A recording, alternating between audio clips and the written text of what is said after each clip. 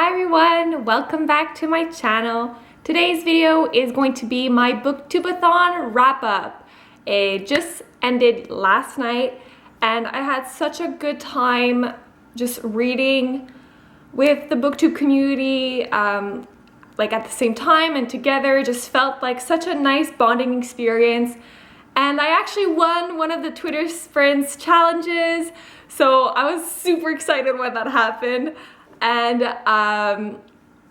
yeah, so I won Gypsy Girl, which was Read Susie Reads Twitter Sprint that happened, I think it was Saturday evening, I don't even remember.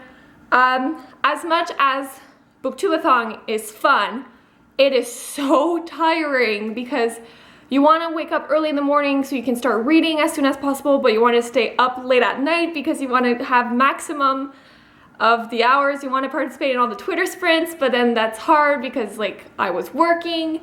So as much as I loved it, I'm exhausted, so I'm really looking forward to like chilling out, reading at a much slower pace. But since this year is the first time I actually like full-on participated, I'm actually pretty impressed with how much I was able to read. So out of the 7 reading challenges, I was only able to complete 4 of them. The first challenge I was able to accomplish was to read the last book I purchased, which was Me, Earl, and the Dying Girl by Jessie Andrews. Can you see it? This book is about Me, which is Greg Gaines. And he's this high school kid that just wants to go pretty much under the radar in high school. He doesn't make any real life connections with his fellow schoolmates. He doesn't have really any friends. And one day he finds out that an old girl he went to Jewish school, I don't know if that's how you would say it, the equivalent of Sunday school for Christians. Basically, one girl that he knew from there is diagnosed with leukemia, and his mom finds out about it and asks him to become, well, not become friends with her, but to be there for her and basically reconnect with her.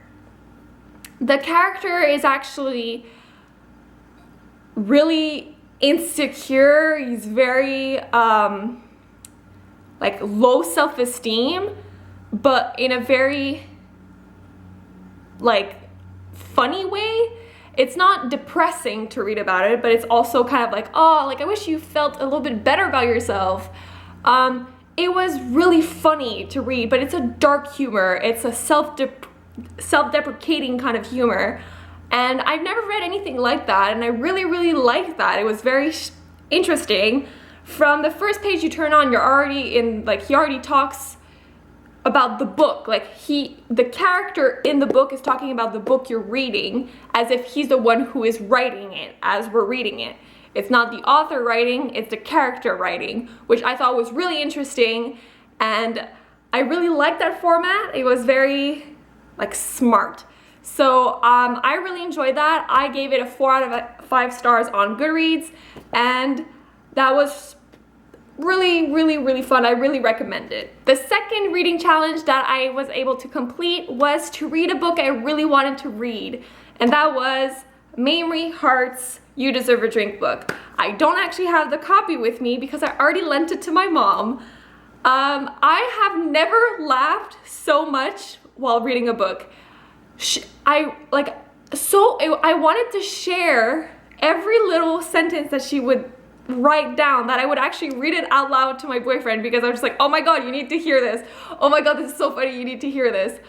Every chapter was hilarious. Every chapter was just full of ridiculous stories and anecdotes. Even if you don't know her, like from YouTube, you should read it because it's just funny. She makes me want to live a more adventurous life just so I can like live it up to her level. Oh, my love for her has about tripled in size.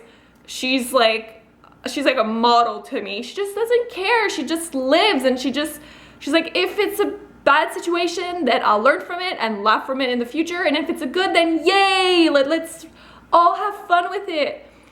So I just, like, I don't know if you can notice, but I just love that book, and I couldn't recommend it enough. I gave it 5 stars on Goodreads because it's just a gem of a book. The third reading challenge that I completed was to read a book and never put it down until you're done. So either you read it in one sitting, or you literally lugged it around with you until you're done. And I was able to do that with my graphic novels.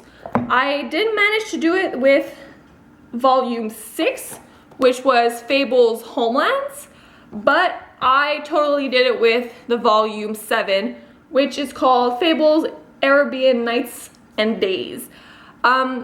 These I really, I enjoy these graphic novels.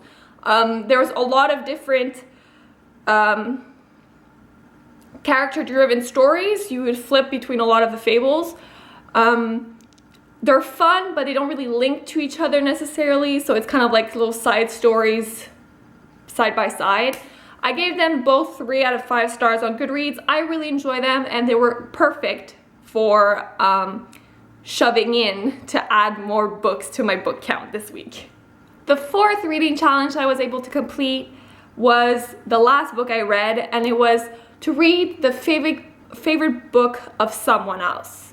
And I read Dreams of God and Monsters by Laini Taylor. This is a third and final book in it's escaping me right now. The Daughter of Smoking Bone trilogy. Sorry about that. And this was basically Katie-tastic. I think in the last video I said Catty. Katie-tastic on YouTube's favorite series. And this book in particular, I love the first book and the second book. Love those books. But the third book is perfection. This is about basically our world and a parallel world that are connected by portals. And in the parallel world exist monsters and angels that have been forever at war against each other. And our main character, Karu, is a human that has access to those portals. And she goes on to these missions for this monster-esque man, and she goes and brings him teeth.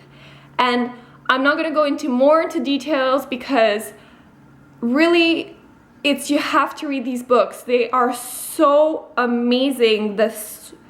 I've never read anything like it. Like, yeah, you'd think, okay, monsters and angels, okay, so that's kind of like angels against demons. It's not that at all. It's completely different.